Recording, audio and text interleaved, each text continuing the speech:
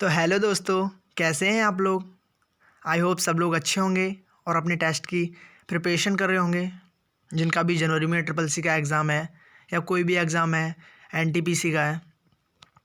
तो आज हम आपके लिए लेके आए हैं ट्रिपल सी के प्रीवियस एग्ज़ाम्स के क्वेश्चंस, जो कि बहुत इंपॉर्टेंट हैं, जो अभी एग्ज़ाम में बार बार रिपीट हो रहे हैं, वही लेके आए हैं।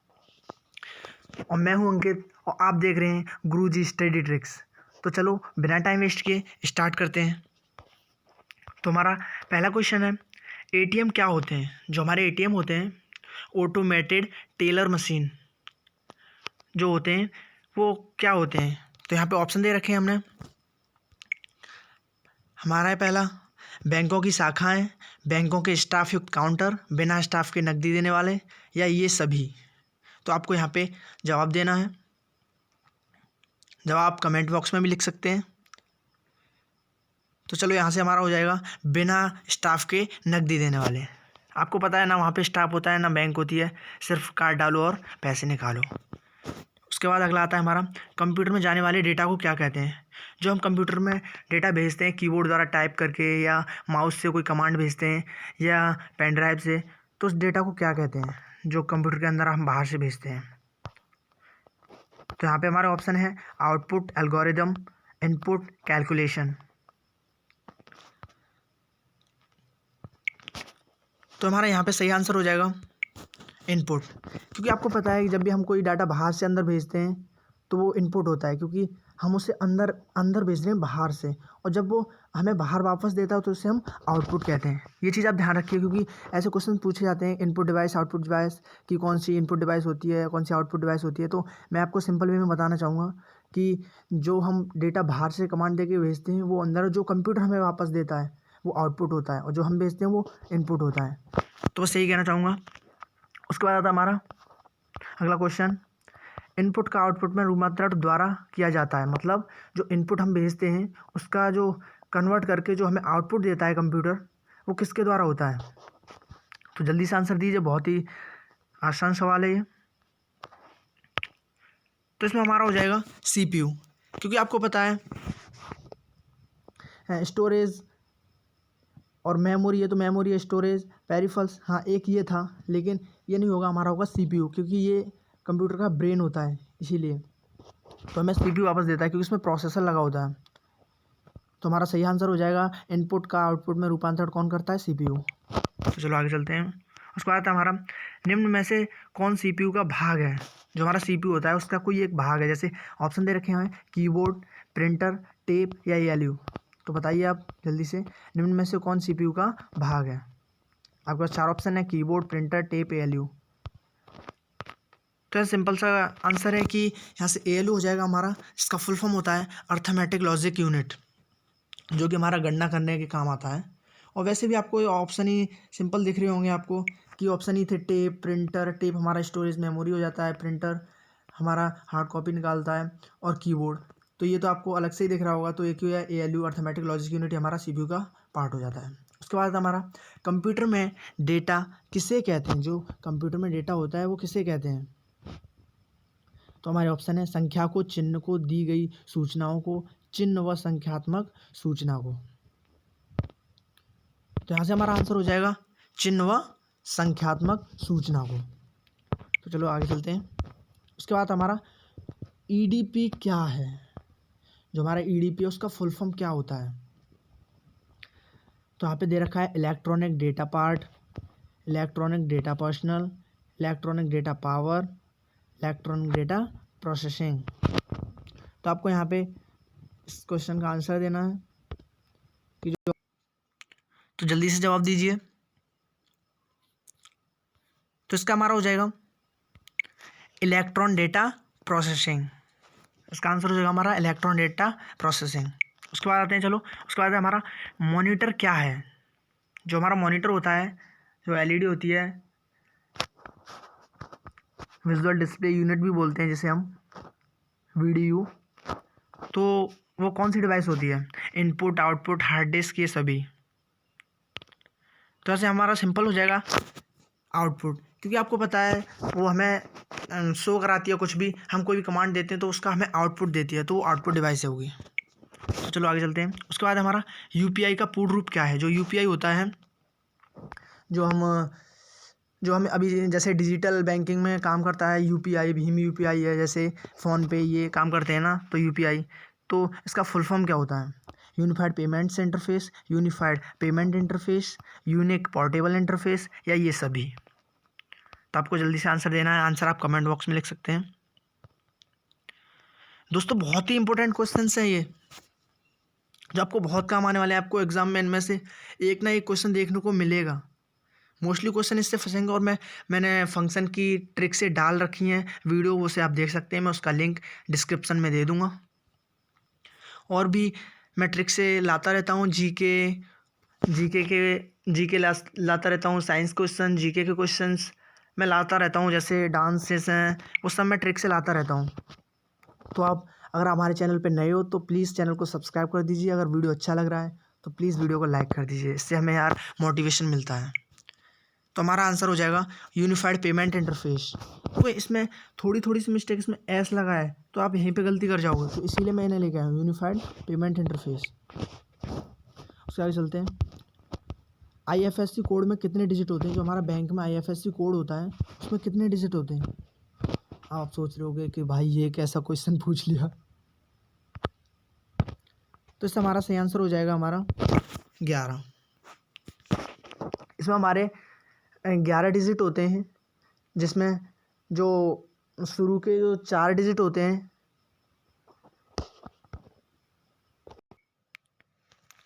वो बैंक के बारे में बताते हैं, बैंक के लिए होते हैं। वो बैंक में एक बैंक के लिए बताते हैं कि कौन से बैंक है।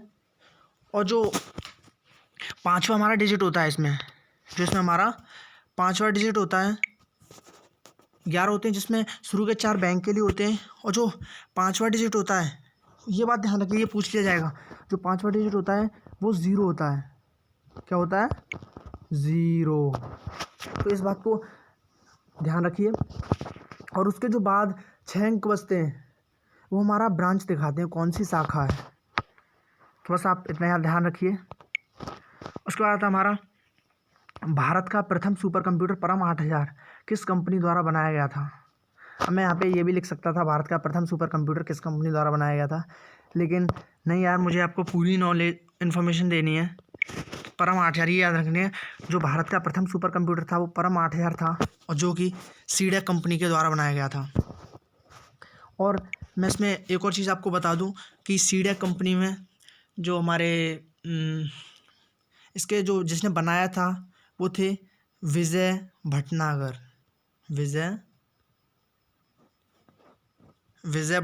द्वारा। तो ये बात रखिए, इसलिए भारत में सुपर कंप्यूटर का जनक विजय भटनागर को कहा जाता है।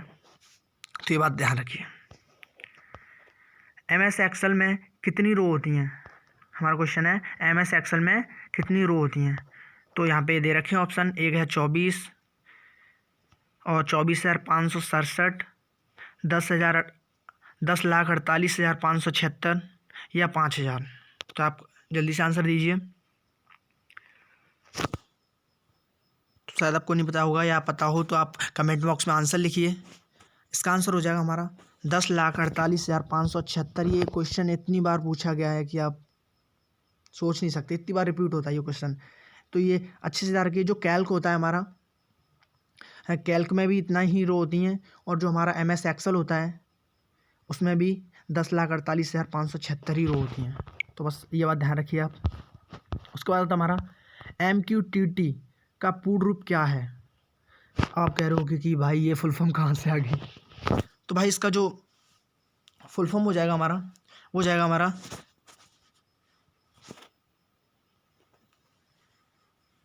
Message queuing telemetry transport. की बात ध्यान रखिए, इसे अच्छे से याद कर लीजिए, क्योंकि ये भी बहुत बार क्वेश्चन रिपीट हो रहा है। और अगर आपको इन क्वेश्चंस का PDF चाहिए तो उसका लिंक मैं डिस्क्रिप्शन में डाल दूंगा, आप वहाँ से ले सकते हो उसका PDF। उसके बाद हमारा लिब्रे ऑफिस विंडो से बाहर निकलने की शॉर्टकट की क्या है? भाई लिब्रे ऑफिस से इतने क्वेश्चन पूछे जाते हैं ना कि मैं इसके लिए लिब्रे ऑफिस के ऊपर एक वीडियो लेके आऊँगा, अभी जल्दी लाने वाला हूँ। तो आप चैनल को सब्सक्राइब कर दीजिए, जिससे उसका जो नोटिफिकेशन होगा आपके पास आ जाएगा, जिससे आप वीडियो को जल्दी देख लेंगे। क्योंकि अब ज़्यादा टाइम नहीं बचा है। तो हमारा लिब्रे ऑफिस विंडो से बाहर निकलने की शॉर्टकट की होती है Ctrl+Q। तो क्योंकि क्यू से आप इतना याद रख लीजिए, क्यू से होता है हमारा क्विट, किसी चीज़ से बाहर निकलना, क्विट। तो बस इतना याद रखने लिब्रे ऑफिस में क्यू होता है, Ctrl+Q। उसके बाद चलते हैं हम आगे। उसके बाद हमारा उमंग का पूर्ण रूप क्या है। उमंग का पूर्ण रूप क्या है, तो आपको यहाँ पे बताना है।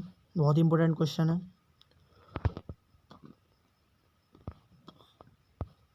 तो इसका हमारा आंसर हो जाएगा, टाइम हमारे पास कम है, वीडियो लंबा हो जाएगा, इसीलिए हम आपको आंसर बता दे रहे हैं। तो हमारा इसका हो जाएगा unified mobile application for new age governance. तो इसे अच्छे से याद कर लीजिए, unified mobile application for new age governance. उसके बाद हमारा अगला क्वेश्चन है, MS एक्सेल क्या है। जो हमारा MS एक्सेल होता है वो किस प्रकार का एक हम बोलेंगे सॉफ्टवेयर, किस प्रकार का सॉफ्टवेयर है, ये क्या काम करता है। जो हमारा MS एक्सेल होता है वो क्या काम करता है हमारा, तो आपको जल्दी से बताना है। आपके ऑप्शंस हैं, विंडो पर आधारित प्रोसेसर पैकेज, विंडो पर आधारित प्रोसेसर पैकेज, विंडो पर आधारित स्प्रेडशीट पैकेज, डॉस पर आधारित स्प्रेडशीट पैकेज, इनमें से कोई नहीं। तो आपको जल्दी से आंसर देना है और कमेंट में जल्दी से, अगर जिसे आता है वो कमेंट में लिखेगा, जिसे आता है वो कमेंट में ज़रूर लिखेगा।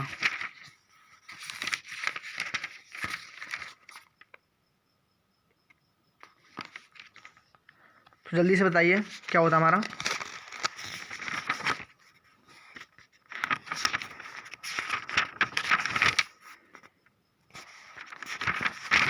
तो हमारा इसका आंसर हो जाएगा विंडो पर आधारित स्प्रेडशीट पैकेज। क्योंकि इसमें हमें स्प्रेडशीट मिलती है, जिसमें आपको पता होगा, जिसमें ऐसे बॉक्स से आते हैं, ऐसे ऐसे,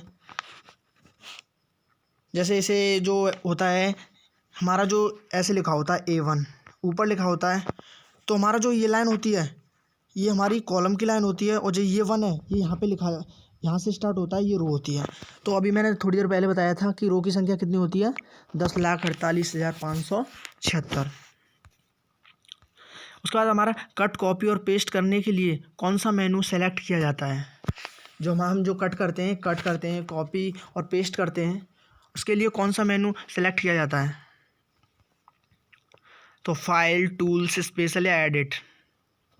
तो आपको सिंपल सा मिल जाएगा, इसका हो जाएगा हमारा एडिट। एडिट में हमें ये सारी चीज़ मिल जाएंगी, इसमें जिनकी शॉर्टकट भी होती हैं, जो कट, कॉपी, पेस्ट है, ये सारे हमें एडिट में मिलेंगे। उसके बाद चलते हैं, हमारा अगला क्वेश्चन है, रैम किस प्रकार की मेमोरी है। जो हमारी रैम होती है, रैंडम एक्सेस मेमोरी, वो किस प्रकार की मेमोरी है। तो आप बताएंगे जल्दी से, volatile, non volatile, secondary, flash memory. तो हमारा सही आंसर हो जाएगा हमारा वॉलेटाइल, क्योंकि अस्थाई मेमोरी होती है। अब जैसे आप जो भी अभी जैसे आप अभी अपने फ़ोन में ये वीडियो देख रहे हैं, ठीक है, ये हमारा, तो इस वीडियो को जैसे ही अभी मान लो आपके फ़ोन का स्विच ऑफ हो जाए, बैटरी ख़त्म हो जाए, स्विच ऑफ हो जाए, तो आपका सारा डेटा चला जाएगा। आपको दोबारा स्टार्ट करना पड़ेगा ये, तब आपको निकलेगा ये वीडियो। तो रैम एक अस्थाई मेमोरी होती है, स्विच ऑफ होने के बाद हमारा डेटा चला जाता है। तो बस इससे याद रखेंगे, वॉलेटाइल। उसके बाद हमारा लिब्रे ऑफिस में अधिकतम जूम कितना होता है। भाई ये इतना इम्पोर्टेंट क्वेश्चन है। 200%, 1000%, 3000% या 100%। तो हमारा आंसर हो जाएगा इसका 3000%, याद रखिए। और इसका जो बाय डिफ़ॉल्ट मिनिमम होता है, जो मिनिमम होता है वो 5% होता है। जो मिनिमम होता है वो हमारा 5% होता है, और जो मैक्सिमम होता है वो हमारा 3000% होता है। उसके बाद हमारा MS वर्ड में अधिकतम जूम कितना होता है। जो हमारा MS वर्ड होता है उसमें हम अधिकतम कितना जूम कर सकते हैं, तो आपको बताना है। तो जल्दी से आंसर दीजिए। तो इसका हमारा आंसर हो जाएगा 500%। जो हमारा MS वर्ड होता है उसमें हम 500% जूम कर सकते हैं मैक्सिमम। उसके बाद हमारा, अब भाई देखो, ये आपने शायद नहीं पढ़ा होगा, किन्हीं बच्चों ने, मोस्टली बच्चों ने शायद नहीं पढ़ा होगा। ये होते हैं फार्मूलाज। और जिन्होंने पढ़ा होगा वो इसका आंसर कमेंट बॉक्स में लिखिए। जिसका आंसर आएगा उसे मैं चॉकलेट दूंगा। तो जल्दी से आंसर लिख दीजिए। तो इसका हमारा हो जाएगा। देखो इसमें अब मैं समझाता हूँ आपको, जैसे नहीं आता है, जिसको आता है वो तो कर देगा, लेकिन जिसे नहीं आता है तो ये हमारा कैल्क में यूज़ होता है। कैल्क में जो स्प्रेडशीट होता है उसमें यूज़ होता है ये। तो पावर, अब देखो आपको यहाँ से दिख भी रहा होगा कि इक्वल टू पावर। अब भाई पावर आपको पता है यही तो होता है कि 5 लिखा है तो इस 5,2, तो इसका मतलब क्या होगा, जो पहले लिखा है उसका जो बाद वाला है वो पावर है 5 की पावर 2। आप इसे ध्यान से देखिए, 5 की पावर 2। अब ये क्या हो रहा है, आपको दिख रहा होगा कि ये क्या 5 का स्क्वायर, 5 × 5 इक्वल टू 25। तो हमारा आंसर क्या हो जाएगा, तो हमारा आंसर हो जाएगा 25। आंसर क्या हो जाएगा हमारा 25। तो बस भाई ऐसे में आप फॉर्मूले के ऊपर एक वीडियो लेके आऊँगा, तो आप उसे देख लीजिए। इसलिए चैनल को सब्सक्राइब कर दीजिए और बेल आइकन को जरूर दबा दीजिए, जिससे मैं वीडियो डालूँ तो आपके पास जल्दी से नोटिफिकेशन आ जाए। मैं इसका वीडियो जल्दी लेके आऊँगा फार्मूलाज का। तो चलो आगे चलते हैं।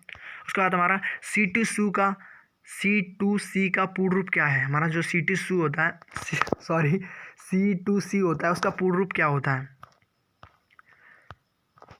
तो चलो बिना टाइम वेस्ट के बताते हैं। इसका जो पूर्ण रूप होता है, फुल फॉर्म होता है इसका, मतलब यूज़ करते हैं कस्टमर टू कस्टमर। जैसे कोई भी सामान है, हम जैसे किसी से, जैसे हम कस्टमर हैं, ठीक है, और हम किसी दुकान वाले से ख़रीदते हैं, तो वो कस्टमर टू कस्टमर होगा, वो भी किसी से ख़रीद रहा होगा। और लेकिन जब कोई कंपनी है, जैसे हमारी कोई मारुति सुजुकी कंपनी है, वो किसी सीएट टायर वाली कंपनी से, सीएट से टायर ख़रीद रही है, तो वो हो जाएगा हमारा B2B है, बिजनेस टू बिजनेस। तो बस याद रखिए। उसके बाद आता है WWW किसके द्वारा बनाया गया था, जो हमारा ये। और एक बात ध्यान रखिए, जो हमारा ये WW है, पहले मैं बता दे रहा हूँ इसे, जो ये हमारा है, ये टिम बर्नर्स-ली के द्वारा बनाया गया था। टिम बर्नर्स-ली के द्वारा बनाया गया था। टिम बर्नर्स-ली के द्वारा बनाया गया था 1990 में। 1990 में बनाया गया था ये। और ये विश्व का पहला वेब ब्राउज़र था। क्या था ये विश्व का पहला वेब ब्राउज़र था। उसके बाद हमारा वैक्यूम ट्यूब का आविष्कार कब हुआ था। वैक्यूम ट्यूब, आपको ध्यान होगा जो फर्स्ट जनरेशन के कंप्यूटर थे उसमें वैक्यूम ट्यूब यूज़ होता था, और इसका जो आविष्कार था वो 1904 में हुआ था, 1904 में। उसके बाद हमारा विश्व का प्रथम इलेक्ट्रॉनिक कंप्यूटर कौन सा था। अब विश्व का प्रथम इलेक्ट्रॉनिक कंप्यूटर कौन सा था, तो ये हमारा हो जाएगा, टाइम वेस्ट नहीं करते हैं, ENIAC। इसका फुल फॉर्म है electronic numerical integrated and computer. तो इससे हमारा आंसर क्या हो जाएगा, हमारा ENIAC। ये याद रखेंगे, ये क्वेश्चन पूछा जाता है बार बार। इसका आता है हमारा MICR का पूर्ण रूप क्या है। तो MICR उसका फुल फॉर्म क्या होता है, तो उसका फुल फॉर्म हो जाएगा हमारा magnetic ink character reader. Video बहुत लंबा हो चुका है। मैग्नेटिक इंक कैरेक्टर रीडर, तो हम याद रखेंगे मैग्नेटिक कैरेक्टर रीडर। जो चेक होता है ना, चेक पे आपने नंबर देखा हुआ, कभी भी चेक देखना उसमें नीचे नंबर होता है एक, तो वही होता है MICR नंबर, वो इसी से डिटेक्ट होता है। यही मशीन MICR मशीन चेक करती है उसे। तो बस दोस्तों आज के लिए इतना ही। आई होप आपको वीडियो अच्छा लगा होगा।